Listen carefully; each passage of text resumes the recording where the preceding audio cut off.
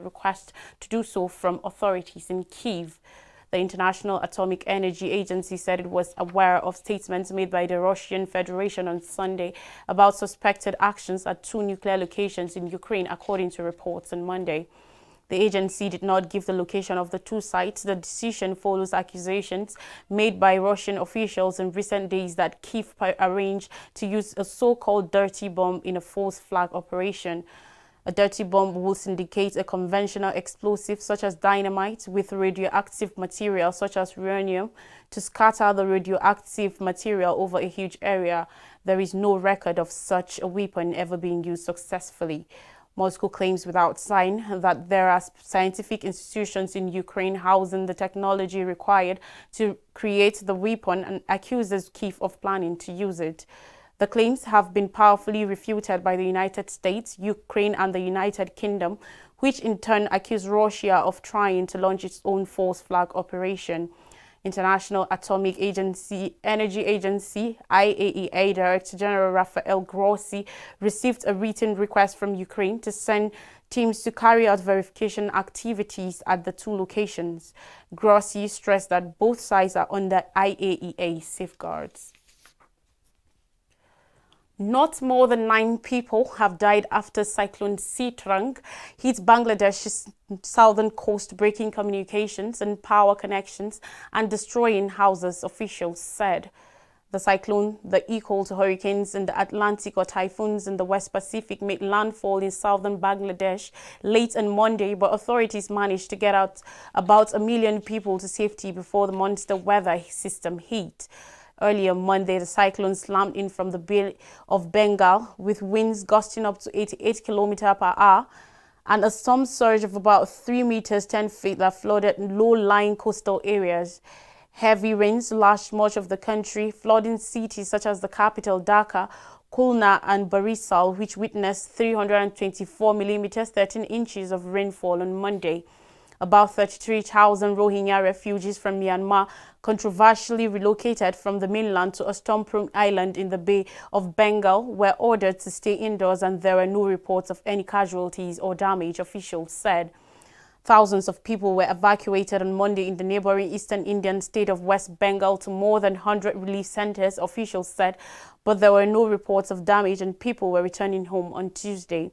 Cyclone Amphan, the second supercyclone ever recorded over the Bay of Bengal, which hit in 2020, killed over 100 people in Bangladesh and India and affected millions.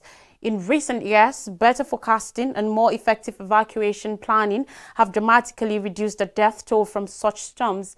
The worst recorded in 1970 killed hundreds of thousands of people.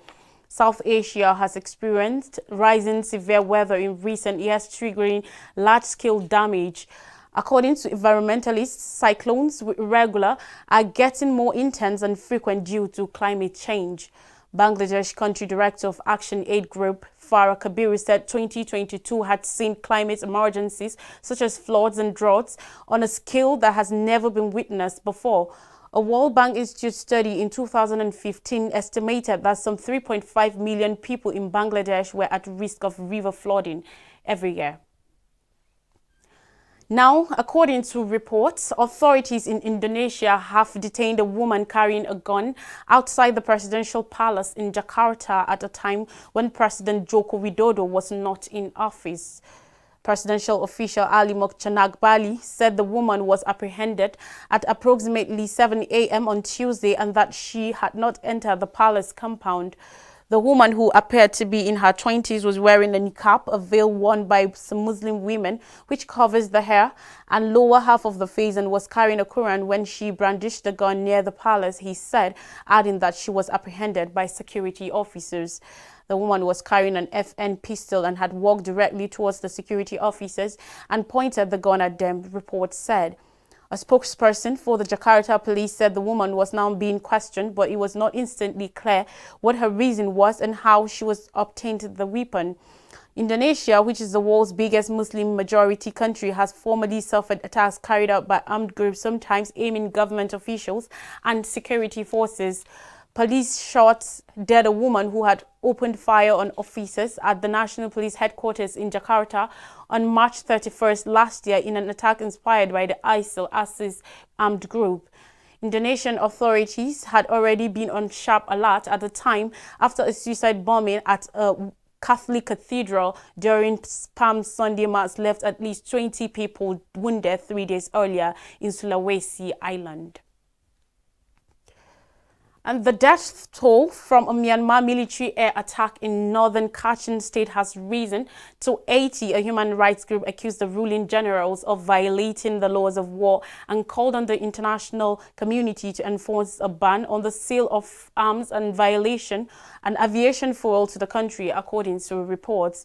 The number of casualties from the bombing of hundreds of people who had assembled to celebrate the founding of the Kachin Independence Organization on Sunday night seemed to be the single worst air raid since Myanmar's military seized power in February 2021. As many as 80 people were killed and about 100 were injured, a spokesperson for the Kachin Artists Association said, according to reports on Monday. Earlier reports had accounted 60 dead, but sources close to Kachin Independence Army officials said about 80 people were now known to have died, the spokesperson said. He added that military aircraft dropped 4 bombs on the celebration on Sunday evening, which was attended by between 300 and 500 people, including musicians and other performers. Those killed also included Kachin military officers and soldiers, musicians, jade mining business owners, other civilians and cooks working backstage, he added. More reports said the government security forces had blocked the wounded from being treated at hospitals in nearby towns. Amnesty International called on the military to grant medics and humanitarian organizations to access to the area and to those affected by the air attacks.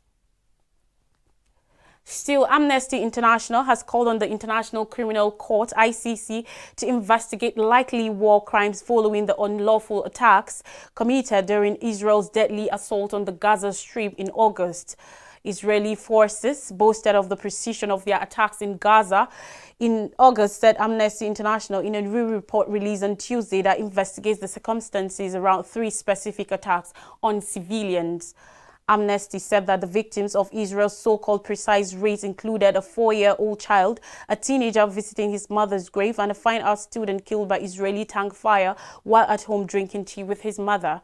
Also investigated was a raid that killed 7 Palestinian civilians, which appeared to have been the result of an untraced rocket that was possibly launched by Palestinian armed groups, the organization said. The August onslaught by Israeli forces was only the most recent example of indiscriminate violence against the dominated, oppressed, and segregated population of Gaza, which has suffered under years of unlawful blockade of the territory, Kalamard said. According to the Palestinian Health Ministry, since the beginning of this year, no less than 160 Palestinians have been killed by Israeli forces in the occupied West Bank and Gaza Strip, including 51 Palestinians killed during Israel's 3-day assault in Gaza in August. 31 civilians were among the 49 Palestinians that the United Nations said were killed in the Gaza Strip during the 3-day conflict, Amnesty said in a new report. The fighting began on August 5th when Israel launched air raids in what it said were preemptive attacks targeting the Islamic Jihadi group. The ICC has opened an investigation into the Israeli-Palestinian conflict, which is projected to emphasize partly on possible war crimes committed during the 2014 conflict in Gaza. The probe is supported by the Palestinian Authority, but Israel is not an ICC member and disputes its jurisdiction. Last month, the family of Al Jazeera journalist Shireen Abu Akleh submitted an official complaint to the ICC to demand justice for her death. Abu Akleh, who was with Al Jazeera for 25 years and known as the Voice of Palestine, was shot in the head and killed by Israeli forces on May 11th while she was covering an army raid in the Jenin refugee camp in occupied West Bank. And more stories said on climate emissions from China invested overseas plants equivalent to Spain. Carbon dioxide emissions from China invested power plants overseas now stand at a projected 245 megatons per annum, equal to the annual energy-related CO2 emissions from countries the size of Spain or Thailand, new research shows. Chinese companies and government-run investment banks have financed a total of 171.6 gigawatts of overseas power generation capacity, representing a total of 648 power plants in 92 countries, new research from Boston University's Global Development Policy Center showed on Tuesday. About half of the total capacity of Chinese-backed power generation overseas is fossil fuel related, and the pipeline of projects could add another 100 metric tons of annual CO2 emissions if they are all completed, said Cecilia Springer, a researcher at the Boston University Research Center. President Xi Jinping told the United Nations General Assembly last year that China will stop investing in overseas coal-fired power plants as part of its commitment to combat climate change, a move estimated to involve about $50 billion in investment. Xi Jinping pledge led to the instant cancellation of numerous overseas projects, though some remained a grey area and could still go ahead, experts said.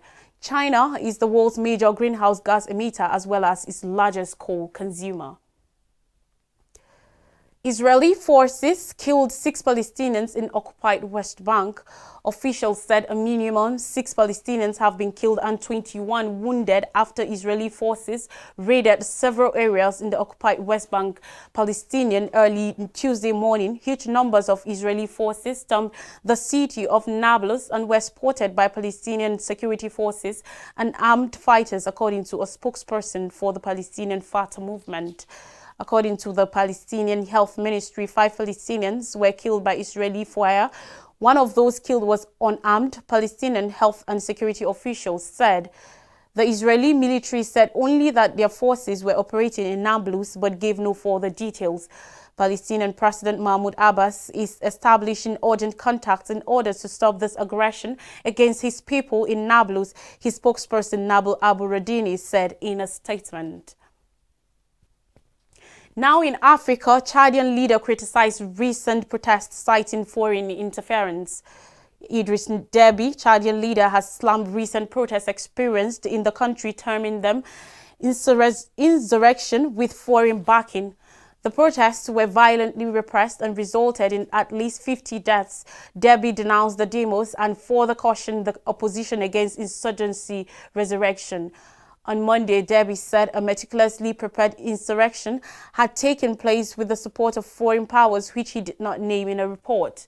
On Thursday, Chad's opposition had called for peaceful protests to mark the date when the military had vowed to hand over power in the unstable Sahel country. On the other hand, Deby called for national unity for the sake of peace in the country. Junta head Mohammed Idris Deby, a 38-year-old five-star general, has been in power since his iron-fisted father was killed in an operation against rebels in April 2021. The World Organization Against Torture, OMCT, on Monday accused the Chadian authorities of summary executions and torture after 50 people died during clashes in the capital in N'Djamena and the south. The Geneva-based NGO listed serious human rights violations during protests on Thursday against a move by Chad's military ruler to extend his junta's grip on power for more 2 years. The OMCT and 3 Chadian human rights groups said they have taken up the case with United Nations special rapporteurs or experts appealing for an urgent inquiry. Chad's opposition had called for peaceful protests on Thursday to mark the date when the military had promised to hand over power in the unstable Sahel country. The United Nations said deplored the lethal use of force and called for an investigation into reports of human rights violation. The African Union and the European Union have also condemned the repression of the protests. And finally, on global news, effects of surging inflation on workers across the globe. In closely every corner of the world, people are feeling the effects of inflation as the cost of living continues to increase.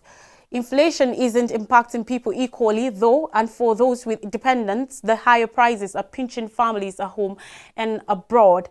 For some, the only option is hustling even harder, working weekends and nights, taking on second jobs.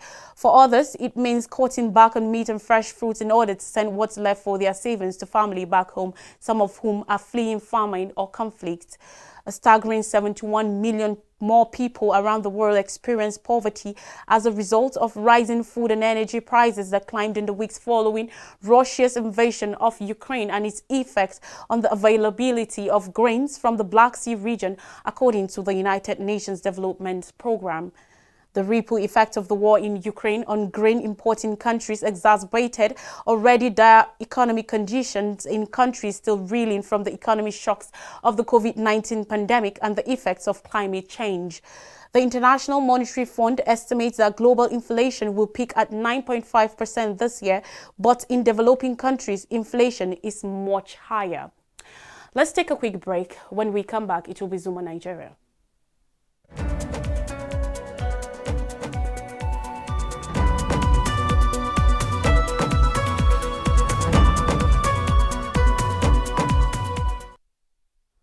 Welcome back. If you're just joining, it's Zuma Nigeria on Equa Television International. On security matters, Nigeria police deploy more personnel in Abuja over terror attack threats. Usman Baba, the Inspector General of Police (IGP), has assuaged the fears of residents in the Federal Capital Territory (FCT) and its environs over the recent supposed security threats. The IGP ordered massive deployment of additional police operatives and operational assets within the Federal Capital Territory (FCT) and its environs to solidify the security and protection of lives and property of its residents, critical national assets, and vulnerable facilities, as well as road users playing roads in and around the Federal Capital. The police boss gave the charge during the Force Management Team's meeting at his office while receiving general security updates on the nation. He charged the Deputy Inspector General of Police in charge of the Department of Operations, DIG Bala Zama-Senchi, to oversee and manage the deployment to guarantee extreme security in the FCT as well as its surrounding states, with a high risk of raids echoing from the threat being speculated on the news, as the force does not and will never handle any information with kid gloves. A statement by the First Public Relations Officer on Tuesday, CSP Olumuyiwa Adejobi, explained the IGP, however, cautioned members of the public, especially citizen journalists, on the dangers of spreading false alarms, misinformation and disinformation, as they could be detrimental and counterproductive to national security. Still on security matters, Boko Haram kingpins nabbed by troops in Abuja, Kano. Reliable security sources said numerous terrorists and their collaborators have been mapping and strategizing how to launch series of attacks and attract global attention, and had been arrested in Abuja and neighboring communities. The advisory issued by the U.S. Embassy in Abuja on Sunday was to stress the glaring truth that terrorists and other criminal elements have established various cells, specifically in the outskirts of the Federal Capital Territory, the sources said. They said the terrorists were receiving guidance from their superiors living within and outside Nigeria on how to perfect the massive onslaught on the sign of authority to prove that they were still strong and could attack anywhere. It was learnt that the influx into Abuja was as a result of massive aerial reconnaissance and ground operations by Nigerian soldiers in the far northern Borno bordering Chad, Niger and Cameroon, and the Alagorna and Sambosa forests in northeast, as well as bombardments in forested areas in parts of Kaduna, Katsina and Zamfara state, all in northwest, that led to the destruction of many cells and bunkers of the terrorists. Some sources yesterday said some ISWAP commanders and foot soldiers have melted into the civilian population in and around Abuja, perfecting plans to launch attacks about the same time. The sources said most embassies in Nigeria were aware of this, and therefore the announcement by the U.S. Embassy might just be one of such advisories, as others must have told their citizens quietly to be on the watch. The U.S. Embassy in Nigeria had warned Americans in the country to be cautious of their movement in response to what it called elevated risk of terror attacks in Nigeria, specifically in Abuja. In the security alert issued on Sunday, the U.S. advised its citizens to avoid all non-essential travels of movement, stay alert and avoid crowds. The federal government tackles UAE over visa ban. The federal government have commenced moves to handle the United Arab Emirates UAE over its visa ban and flight restriction against Nigeria. Central Bank of Nigeria CBN Governor Godwin Emefiele yesterday stated displeasure over the decision of the UAE to enforce a visa ban on Nigerians, as well as stop Emirates Airline from flying into the country. He said Nigeria is a big market for their business, adding that they should not continue to threaten the country over minute disagreements. The CBN governor spoke at a meeting summoned by the leadership of the House of Representatives to resolve the $700 million of trapped funds of foreign airlines operating in the country. Emefiele said the federal government was working to ensure the money was repatriated to the many countries, adding that the measures adopted by the UAE were needless. Also resentful by the action of the UAE. Aviation Minister Hadi Siriki said Nigeria did not care if the UAE decided to shut out the country. He said, though he sympathized with the foreign airlines over the stock fund, there was no ground for threatening the country with such a measure. He assured those worried that the money will be paid. House of Representatives Speaker Femi Gbajabiamila said the issue of blocked or trapped funds of foreign airlines were giving the House a lot of worries.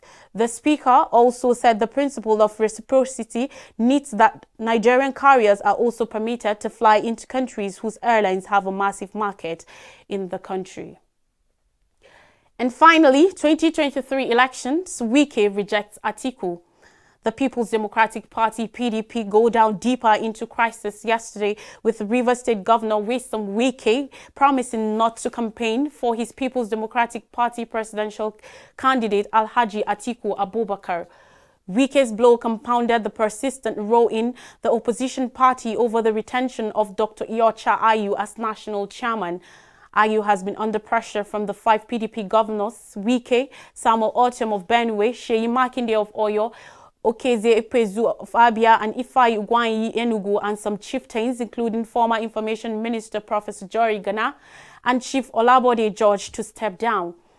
The Ayu Must Go Crusaders argue that having the presidential flag bearer and the national chairman from the same region annulled equity. Besides, they asked Ayu to honor his word since he promised ab initio, besides, to acquit for a national chairman from the south if a northern clinched the presidential ticket. Before yesterday's rejection of Atiku, Wike and his allies had pulled out of the Presidential Campaign Council (PCC) to protest Ayu's continued stay in office. Justifying his newest action, Wike said the actions of the one-time vice president has shown that he will need neither his backing as the leader of the party in Rivers nor that of the PDP members as presidential candidates stepped up their campaigns for the poll scheduled for February 25th next year. The governor insisted that those who disrespected the state and its electoral importance do not deserve the Rivers electoral vote, whether for themselves or their candidates in 2023 general election.